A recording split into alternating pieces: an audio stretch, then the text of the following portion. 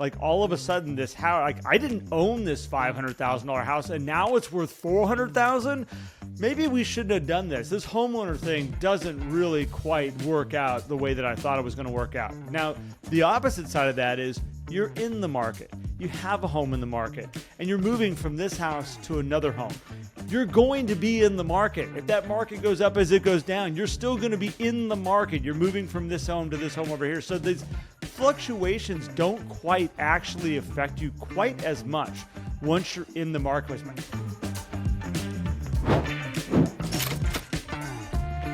Welcome, everyone, to Life at 10 Tenths, where we inspire you to live at the pinnacle of your ability and purpose.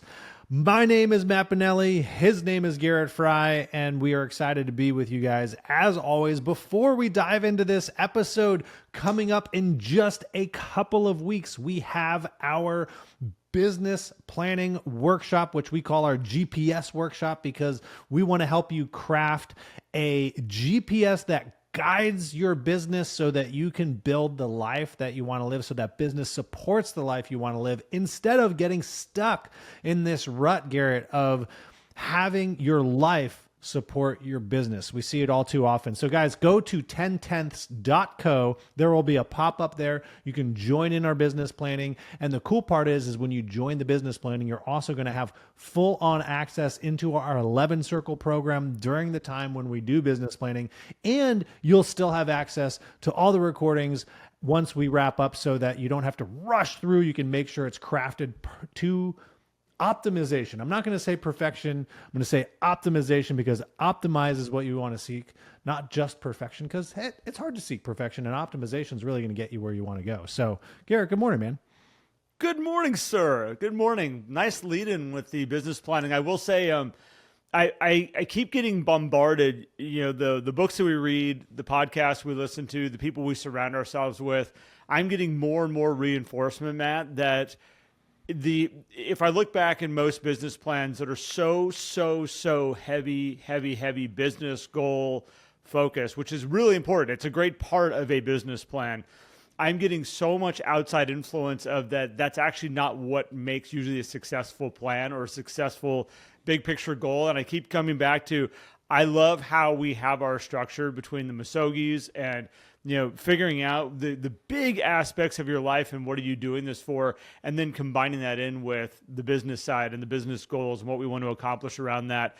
I find for more people, bringing it to life around all of that allows you to make better decisions with your business. So again, I love what we've created around that, and the feedback we get from people is incredible. So I'm excited to do year 2 for Life at 10 Tenths with business planning, because we're going to have some fun with it. Yeah, it's going to be great.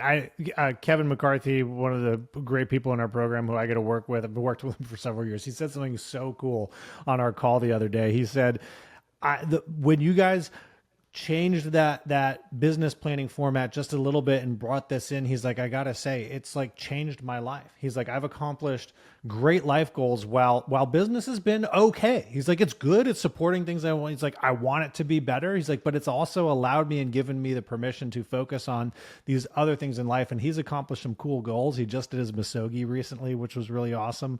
And so super excited when I get to see people in our community, Garrett, going after those life goals, and you can just see a different energy around them, a different vibrance, and the business is still there. It still works. And I might be making this up, Matt, so you can call me out on it if you're like, Garrett, this is not what happened. But didn't one of his goals out of last year come to losing a lot of weight so he could actually get into a skydiving wind tunnel with his kids? Yeah, that was last year. That was his big goal last year, which was awesome, and he did it. And then some as well, which was super cool. And then this year it was learning guitar and playing in front of a live audience, which he just did. Wow. Which was so cool. I play guitar very roughly. I'm not in a place that I would even remotely feel comfortable getting up in front of a live audience. So good for Kevin. That's amazing. Yeah, really awesome. Really, All right. I'm so excited for him, proud of him, and all the people in our community too. I know many of you who are listening. Well, what about? And I know you guys have been doing amazing things, and we love it. And so, if you're listening and you're like, "Hey, I want some of that," it's like, great, come join us. You can do our business planning, and you get to then see a little inside what goes on inside our program to see if that's something you'd want to continue with, or just take the business planning and go build this incredible year for yourselves. We're there to support you guys in all of that stuff. Well, Garrett, we got a fun topic today. I think this is very timely, particularly like as we're recording this. Mortgage rates become this hot topic that go around when people are talking about, should we wait? Should we go now? And this afternoon, the Fed's going to be announcing potentially a rate change. That's the expectation. The challenge with that, I'm going to set the stage, is that if they do announce the expected rates change, it probably won't really have an impact on mortgage rates because usually that stuff's already baked in. But then it begs the question, Garrett, why are some agents telling their clients they should wait for a different market? I mean, that doesn't seem, intuitively to me, like good advice. Maybe people listening are like, well, yeah, I tell my people to wait all the time, but why? Well, I think this is interesting because we recently did Paul Schneider. We had Paul in. Paul is I think this will go in order where this will be after Paul. This will be before Paul, I think. Oh, well, so we're gonna give a little teaser, let you see into the future. That's what we're doing here. Little did you know, Matt and I know what's happening in the future. But with that being said, from the past, and we already know what's coming today. All right. So when you hear Paul's a master at listening to his clients and knowing what's best for them. Some of that time means waiting, but it's based on what the client needs for the best of what that client needs to do for their life, their world, to get where they want to go. It's interesting when we start looking at, and there's two things that I'm watching agents say right now. We should tell our clients to wait. Maybe we should tell them to hold off. One of them is interest rates. The other thing is appreciation rates right now. And we're watching marketplaces that have maybe declined a little bit or are sitting flat, and it's a little bit more difficult maybe to sell. I think it's a little bit more difficult to find where market value is where most listing agents are struggling, is they have too many outside influences going, hey, that's priced really well. Like, looks great. Like, that thing should sell. Like, that's right in market. But because they've missed it, or they're having a hard time finding that market value because maybe they're listening to the wrong people, it's an easy thing to say to their clients or to their coach, should I be telling my clients to wait a little bit for prices to kind of settle and then come back up? Who knows, Matt? Who knows how long this could go on for? And I know there's some of you listening out there because I've looked at the numbers, FHFA. I've been scanning the data a lot lately. And yes, there are some areas that are up right now. We actually have some areas of the United States are up 7% over the last 12 months.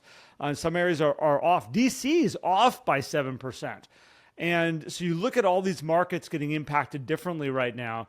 And it's interesting when that question comes up, should I tell my clients to wait? And I always call it gambling, Matt. I'm always like, are you comfortable with gambling? Because if you're comfortable with gambling, yeah, sure, roll the dice, wait, might get better, might not, who knows? But what we do know is right now, we know what the interest rates are, and I think we have a great discussion you and I can have around the interest rates and what we're currently watching.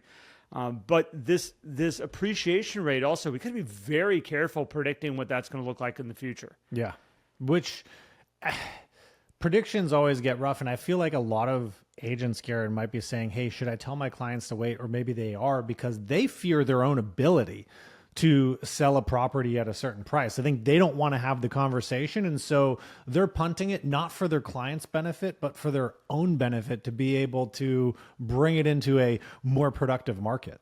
I had an agent literally yesterday got a hold of me and go, I don't feel like I know what I'm doing right now. Like, they're like, and this is a good agent, but they're like, with pricing, like, I literally feel like I'm losing my mind right now. Like, what I thought worked, what I thought was a huge value of mine that I could bring to my clients and say, look, I know where we should price your home and we're going to get this thing sold. And they've been great at it for years. And I told them, I said, it's because you've been working in an appreciating marketplace. Like, you can feel really confident about your pricing abilities when the market's appreciating, because you're going to run into the damn market if you just give it a little bit of time. In a depreciating market, if you're not really on your game, if you're not really listening to the market, if you're not really paying attention, you will chase that damn thing down. And before you know it, you're going, oh my gosh, what do I do? Well, we're using old skills, from a couple years back that don't work in this marketplace.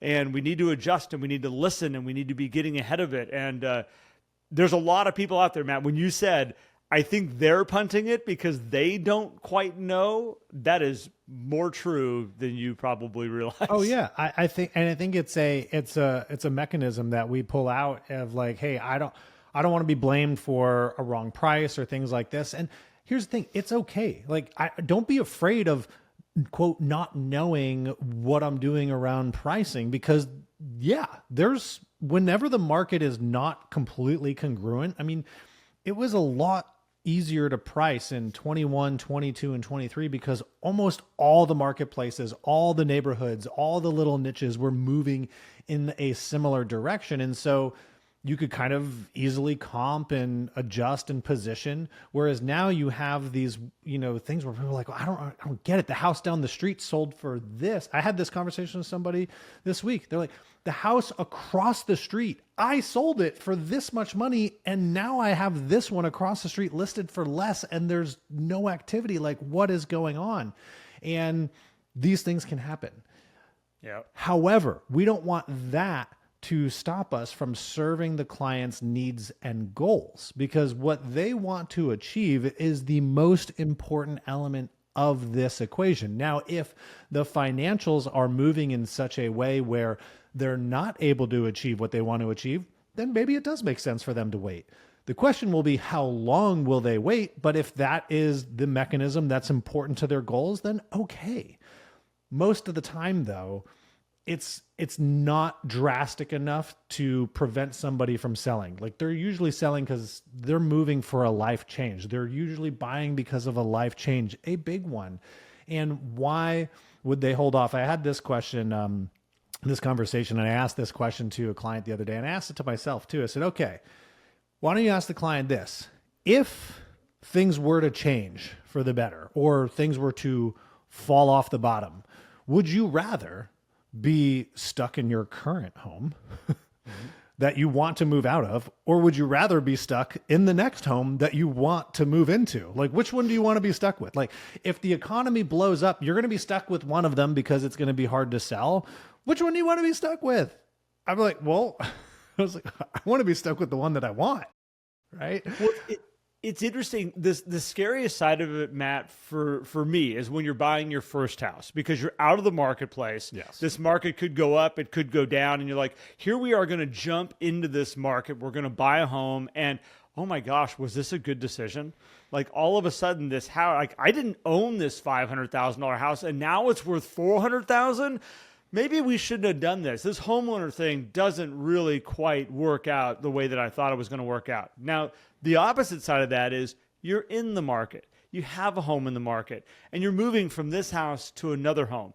You're going to be in the market. If that market goes up as it goes down, you're still going to be in the market. You're moving from this home to this home over here. So these fluctuations don't quite actually affect you quite as much once you're in the marketplace. My dad used to always say it when we were talking about, should we buy a house? Should we not buy a house? He goes, your hardest moment is getting into the housing market. Once you're in it, you're on the ride. You're going. And now you get to roll with it. I think that looking at that, what you're talking about is like, well, where are you trying to go, and what is your timeline like? And this just came up on a coaching call for me, is where they have a client, and the client was saying, actually my coaching client said, they don't need to sell. Like, they own the house outright. They're literally just, if they were to hold on to it, they could hold on to it. They could sell it. They could sell it. I said, well, what does it allow them to do if they sell this home? What are they trying to do? Well, they want to move from Washington to Arizona. That's their goal. I said, well, what's taking them down there? Well, they've got this life that they want to have down there. Excellent. And what would it look like if in a year from now they were still sitting in Washington? Like, what would that look like for them? Well, again, they don't need to sell. it was the moment I asked, like, how old are they right now? And she said, well, they're 70 currently right now. So this moving to Arizona is a totally new life. It is a next chapter in their world. They're going down for the sun. They're going down for the golf courses. They're going down for this new journey of life. And I said, it's not about price for them. And as long as you stick on price when you're talking to them, you're going to run into, we don't have to sell. It's not about the money. It's not about a mortgage payment. It's not about we're underwater. It's not about that. But it is about time. And this is where when you really start to listen to your clients and you figure out what are you really trying to do, they're trying to maximize the time they have left in this life to be doing the life that they want to have, to be experiencing the experiences they can possibly have. And that's the conversation you should be having with them. And this is where I think we run into a lot of pitfalls, Matt, of should we wait? Should we stay? Well, are you willing to lose a full year of being in Arizona and playing golf? Yeah. Like that's the question that needs to be asked. Not, do you want to reduce the price? And hey, is it the right time to sell right now? Maybe we should wait for the fall. Maybe we should wait for the spring. That's where we can get trapped in those traps. And again, figure out the better questions to ask of what's good, whether those people are really trying to accomplish. Yeah. And I think that's so important, that conversation, because our perception of time as the agent is different than the client's perception. Because of course we do a deal next year versus this year. Great. We still get a deal done. The time almost means nothing to us. We're going to get paid when we help that person sell that house. And this is where disconnecting from the outcome is so important and asking the questions. And if they decide, hey, we want to wait, okay, cool. That's your decision. But let's not suggest waiting, or on the contrary, push people into urgency, being like, oh, you should sell it now. When they're like, well, but I'm not ready yet. We need to wait until these things fall into place for us to be comfortable with making that move, because it works both ways. I remember when this was years ago, when we were in Colorado, Larry was sharing a story about an agent who had a client who wanted to move to a school district to help their kids compete on a more competitive sports team. But they were struggling with the change in interest rate. And he said to the agents, like, well, why don't you have the conversation with them about the opportunity that their kids have to compete? Because when they don't have that, if they don't make that decision and they're financially able to make it, and their kids are not able to level up their competition because they didn't move to the other school, are the parents okay with telling their kids, hey, I know we could have put you in this place where you could have competed better, but we weren't willing to spend the few $100s a month to make the change? Are they okay with having that conversation with their kids? And maybe they would, maybe they not. And again, this comes down to... The important question is, are they important enough? Right. And listen, I also understand... I'm having fun. I also understand that a few $100s for some people is a lot. So yes, this is if they are able to, if it is still comfortable, if it is feasible. And at the same time, I'd also look, well, if your kids are that important to you, you could probably find a few $100s somewhere else where we can make that change happen. And so I think these are the important elements, because you only get the 4 years at that high school, right?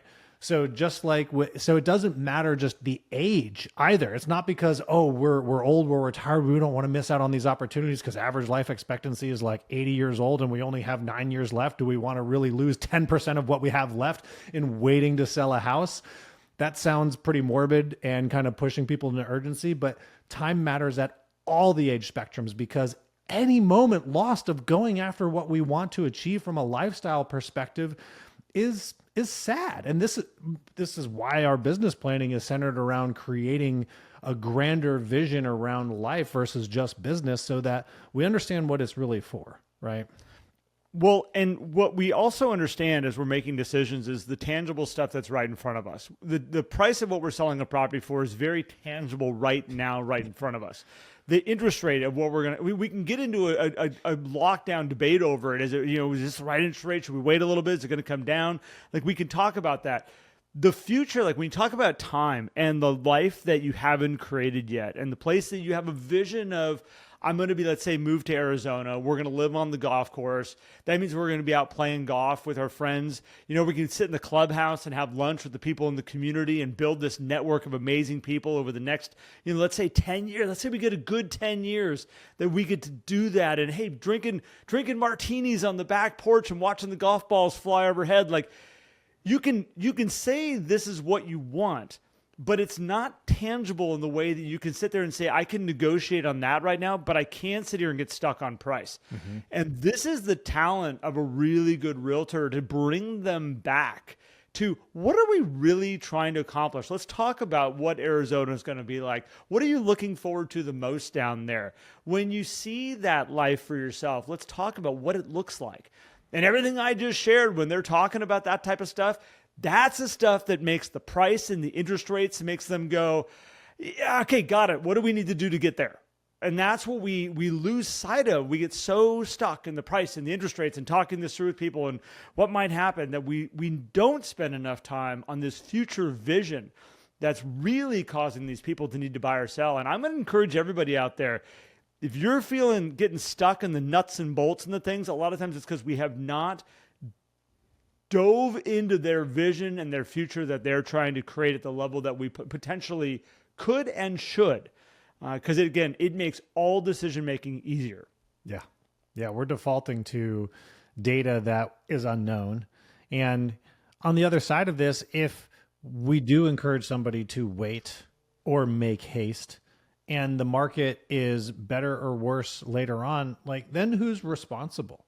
So when those people wait and the rate has gone up, equity's gone down, who's responsible for that? Oh, it's just the way the market goes. Okay, great. Then why are we focusing on that thing? I think there's an interesting thing too when we look at data trends, because data trends are fun. I love data. I think it's fun to go back and look at those things, but they're not necessarily predictive of future outcomes. They can be in terms of certain patterns, but it's never guaranteed. Maybe there's some percentage things, but we only know whether those patterns continue to work by going through the next period of time and then looking backwards and analyzing it. And if you even look at appreciation rates and everything, like FHFA is an interesting one to look at, because their HPI, their house price index, started in 91. That's where their data begins. And so when we look at the entire thing, it's like, oh man, since 1991, everybody's doing great.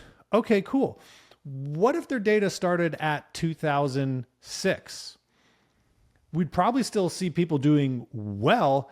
However, not as well as the data starting at 2000 or 1991. Now, what if the data started at 2012? Oh, way better than if the data started at 2008. So where you start to track your data also will skew percentage returns and your predictions that go there. So it's hard to say, well, this happened last year. But what is unique about right now too is, at least at the time of recording this, like mortgage rates and the economic environment around real estate is almost exactly the same as it was last year.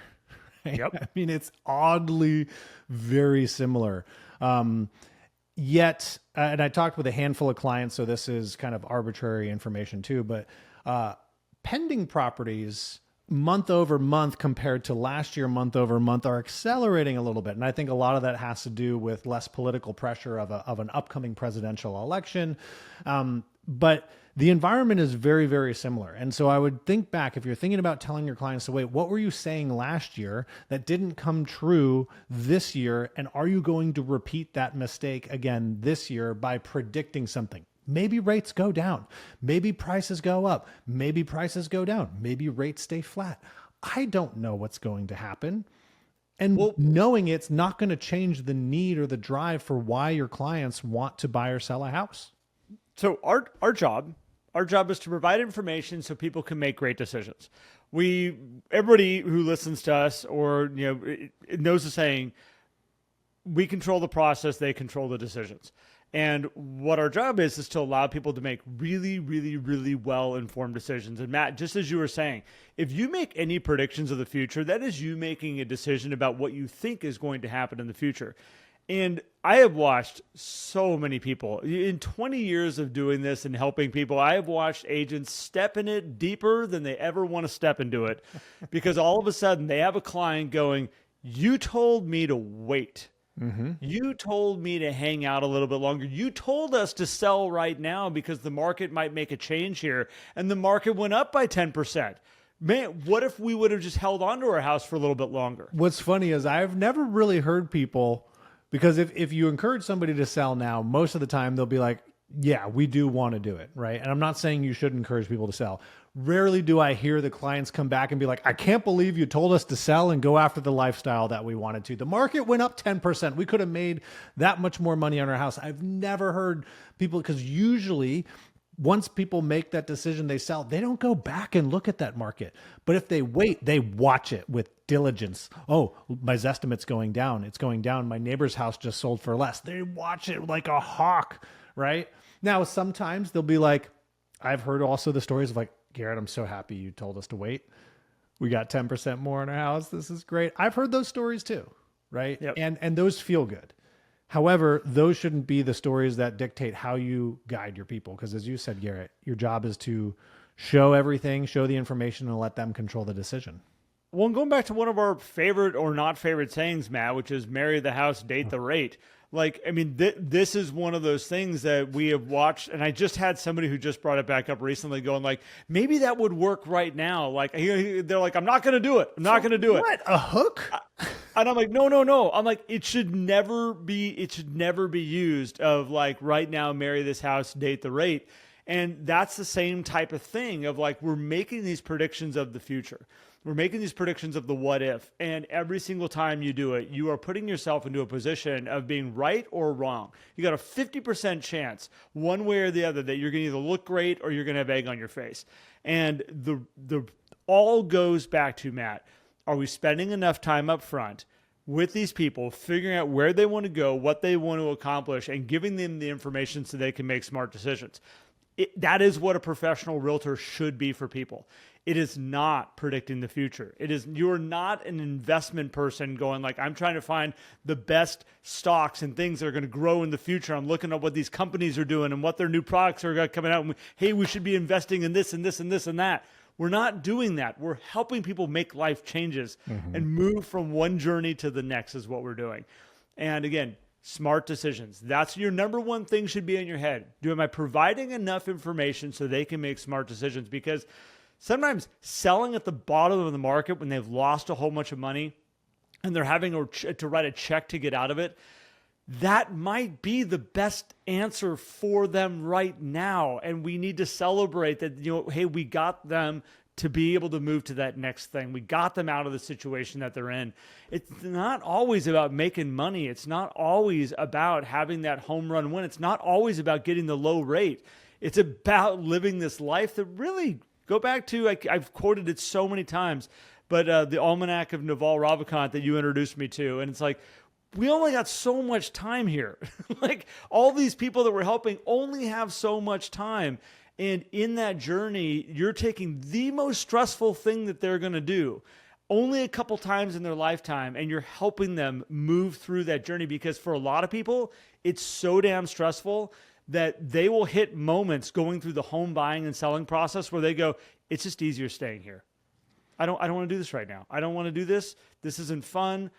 We could just live here. We could stay here. And you're literally watching somebody who is frozen in confusion and how to take that next step. They're worried about what the future. What if we did this wrong? What if we're not doing the right thing? Your job is to help them figure out what that looks like and where they're going. Because if you can help them make the right decisions, that is you winning in your world. And I think we need to embrace that, Matt. We need to embrace this is what our job is. It's not about making predictions. It's not about, trying to figure out what was the right thing for them to do, maybe potentially 12 months from now. Yeah. We can't do it. I've been wrong so many damn times. The amount of times I had people saying interest rates, I said it, when interest rates were at like 2-3% for a while, I kept saying, people need to buy now because interest rates are going to go up. And they stayed down for how many years? I was so like, I finally said to people, stop talking about it. They did. It took forever. It was great. And, this is if the professional economists don't get it right most of the time, who am I to believe that I know what is going to happen in the future with this? I mean, gosh, last year, the year before, the predictions were, rates are going to come down. The best economists in the world, the best housing economist, Lawrence Yun. But economists have an out. They get to adjust their predictions every quarter and be like, yep, you don't get to make that adjustment when you told somebody to wait and they're like, I missed out on life for the last 6 months because you told me to. Now, I will also say these are human beings. They have the autonomy to make their own decisions regardless of the advice they get from their agent. But don't we want to be somebody who provides great advice to help people make the right decision for them? And that's the important thing. The right decision for them may not be what we think is the right decision, but we're not the ones buying or selling the house. It's just like you said up front, Garrett, when you have a bunch of people come and saying, hey, I think you're priced right. You're doing great. Okay, why don't you buy the house then? These people who are not real buyers telling me the house is priced right, that's not helpful. The marketplace will tell you if you're priced right by the lack of offers that come to the table. And that's what you need to listen to. So yeah, I know everybody is sitting on listings or has had a listing here recently where it's like, it doesn't make any sense. It should be selling. And I keep having to go back to like, the buyers are telling you everything you need to know out here right now. You can think and wish whatever you want to wish that house might be worth. The only person you can listen to is the buyer that's sitting there saying, we're willing to write an offer. We're willing to maybe pay X amount, whether it's at market, what you have it listed for or far below it. That person that's willing to say, we're willing to buy it for this, that's the one you should be paying attention to the most because they're bringing the cash. Yeah. They are the ones taking the risk on this thing.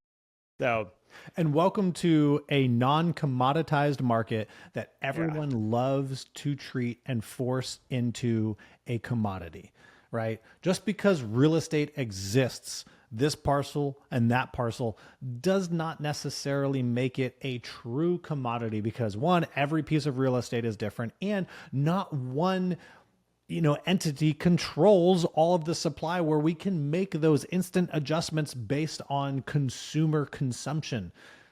You can't do it. It's a so yeah, sometimes it is. I don't understand why. Yeah, I get it because sometimes people make irrational or decisions when it comes to real estate. And guess what? That's okay because it might be a reasonable decision for them at that time. Well, and here's the interesting thing about the market that we're in right now. And Matthew Farrar brought this up on his episode where he talked about like right now we have no waves. We have no outside things. And by the time this goes live, Matt, again, right now we're recording this on September 17th. Things might change by the time this goes live. But right now it's September 17th. There are no waves. There's no massive changes in interest rates. There's no massive changes in policies and things like that. The economics, everything is staying really flat right now. Like if you're sitting in the ocean with a sailboat, it is dead calm. And if you aren't careful, you'll sit there and bob around for a while and not go anywhere. And this is where Matthew was talking about like swimmers are the ones that are winning right now. They're moving around and they're helping people get to where they want to go. They're making the changes.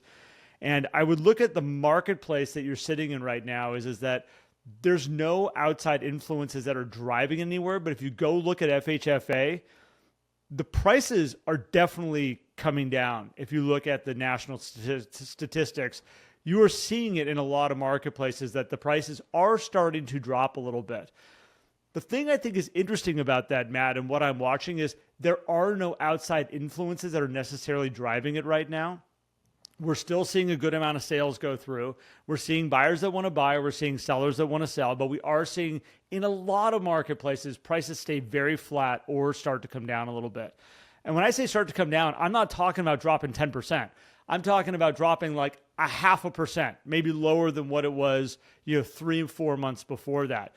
We are seeing those trends, and I think that we need to pay attention to this stuff. We need to help guide our people, but we can't make predictions because, again, what's happening right now this quarter, there could be a change. There could be an interest rate drop. There could be something that happens out there that all of a sudden gives some consumer confidence and spurs some momentum forward, and all of a sudden we watch inventory drop, demand goes up, and guess what? You're going to see prices rise. It's just what happens with it.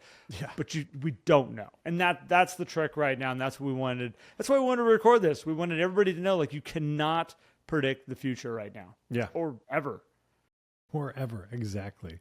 So let's embrace today. Let's have great conversations with our clients. Good topic, Garrett. I think, we just got to ask more questions, understand where people want to go at a high level and at a deeper level as well, if that makes sense.